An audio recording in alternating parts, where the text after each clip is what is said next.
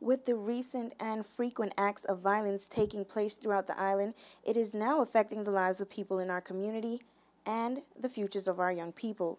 News 4 got a chance to speak with head boy of the Clement Howell High School, 16-year-old Samuel Dormius, on this matter, and he said violence is indeed affecting the school and gives his understanding of how this behavior occurs. Violence is triggered by aggression. The more violent the individual is, the more aggressive he or she is.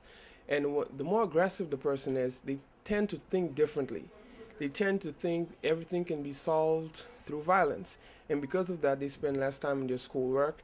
The way they socialize is different. The way they address other individuals is different. And that is also a key that triggers violence, the way you address another individual.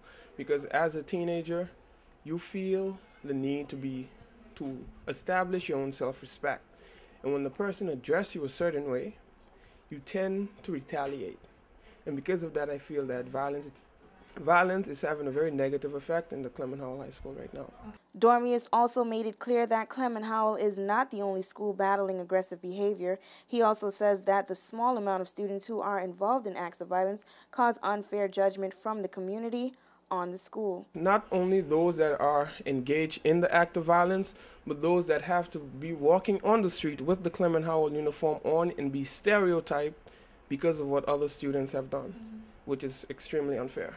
Principal of the CHHS, Lloyd Fearon, explained to 4 News that although the school may have some troubled students, they remain one of the top schools academically, and that students who are believed to be involved in such acts are being targeted, counseled, and disciplined. We have also targeted some of the students who we believe to be part of, and I may use quote-unquote so-called gangs, because when we speak with these young men, they say, oh, it's not a gang, but we just hang together.